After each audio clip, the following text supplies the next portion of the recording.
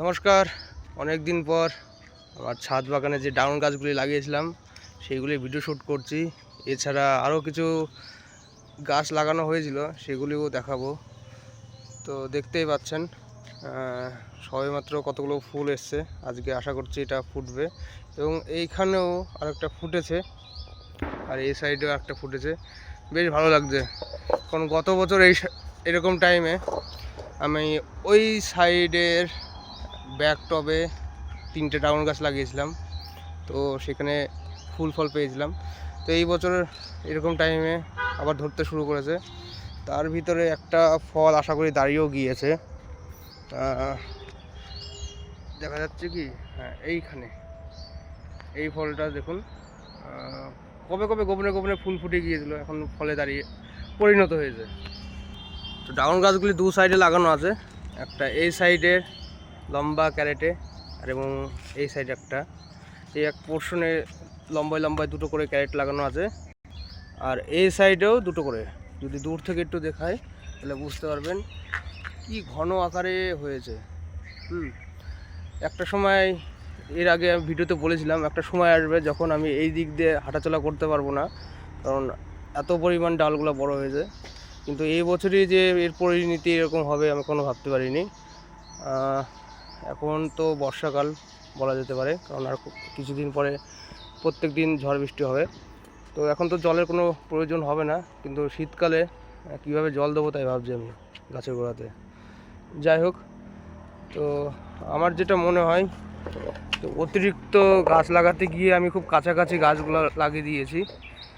আমার ছাদে অনেক জায়গা আছে, যদি একটু ফাঁকা ফাঁকা অল্প করে গাছ লাগাতাম তা প্রত্যেকটা গাছের যত্ন ঠিকঠাকভাবে নিতে পারতাম। তো আপনার এখন দেখে মনে হবে গাছগুলি বেঁকে গিয়েছে, আর একটু এলোমেলো লাগছে অনেকটাই, কারণ এর আগে কিছুদিন আগে ঝড় হয়েছিল, এবং এত গাছ ডালপালা এত কিছু হয়েছে, আমার কন্ট্রোলের বাইরে ছিল। তো আমি আর কিছু করতে পারিনি, নিজের মতো করে চেষ্টা করেছিলাম ঠিকঠাক করার জন্য। তো আপাতত এই অবস্থায় পড়েছে, এবং পরিস্থিতির বাইরে এত পরিমাণ হয়েছে ডালপালা। তো আশা করছি এবার যে নাগারে ডালপালা বেরিয়েছে মোটামুটি ভালোভাবেই ফলনটা পাবো। আর এইটা হচ্ছে আমার পুরনো গত বছরের। এর আগে এই গাছগুলো থেকে আমি বেশ বেশ কয়েকটা ফুল ফল পেয়েছিলাম, এবং দেখা যাক, সবেমাত্র এই একটা কুড়ি এসছে, ফুলের কুড়ি এসছে। তো আশা করি এটা বাঁচবে। তো সবে শুরু, ধীরে ধীরে আসবে। আশা করছি সব ডালে ফুল ফল পাবো। এইখানে আরও কয়েকটা গাছ আছে ছোট ছোট লাগানো, যেমন এটা স্ট্রবেরি গাছ, স্ট্রবেরি। তো এখানে একদম মরার মতো অবস্থা, যত্নের অভাবে এরকম হয়েছে। এবং এইখানে দেখলে আপনি পুরো সারপ্রাইজ হয়ে যাবেন। এটা কি গাছ বলুন তো? এটা হচ্ছে কমলালেবু গাছ। ইয়েস, এটা একটা কমলালেবু গাছ, এবং কমলালেবুর গাছের ফলন দেখে আমি পুরো অবাক। যে হারে ফুল দিয়েছিল সেই রকমভাবে তো কিছুই টেকেনি, কিন্তু তবু যা পেয়েছি ভালোভাবে পেয়েছি। ঠিক আছে, অনেকগুলো এসছে, এবং গাছ যে খুব পুরনো তাও না, এটাও প্রায় 2 বছরের গাছ হবে, এবং একটু একটা ক্যারেটে লাগানো, এবং গাছ যে খুব যে বড় হয়েছে তা না, দেখে বুঝতেই পারছেন। এরই সাইডে একটা লেবু আছে, 12 মাসের লেবু। এই বছর খুব সুন্দরভাবে ফুল ফল পেয়েছি। এইবার আবার ফুল চলে এসছে, তো ডিসেম্বরে আবার প্রচুর প্রচুর লেবু পাবো। ঠিক আছে, যাক, এটা বেশ ভালো। আর তাছাড়া এখানে একটা শাক এসব রয়েছে। এখানেও স্ট্রবেরি ছিল, স্ট্রবেরির সিজন তো এখন না, অনেকগুলো ছিল স্ট্রবেরি, যাই হোক অতিরিক্ত রৌদ্রের জন্য নষ্ট হয়েছে। আর এখানে একটি ছোট্ট একটা পেঁপু গাছ লাগিয়েছি, এটা একটা ব্যাক টবে লাগানো, দেখা যাক কেমন হবে।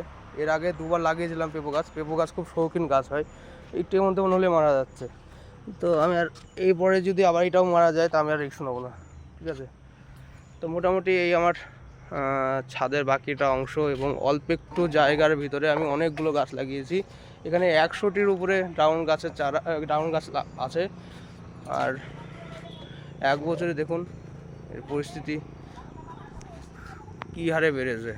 ঠিক আছে, জল দেওয়া খুবই মুশকিল হয়ে যাবে আগামী বছরে কিংবা শীতকালে। তো তো দেখা যাক পরবর্তী টাইমে কীরকম ফুল ফল আসে, সেগুলি ভিডিও শ্যুট করে আপনাদেরকে জানাবো। এই ভিডিওতে আপাতত এতটুকুনি, বাই।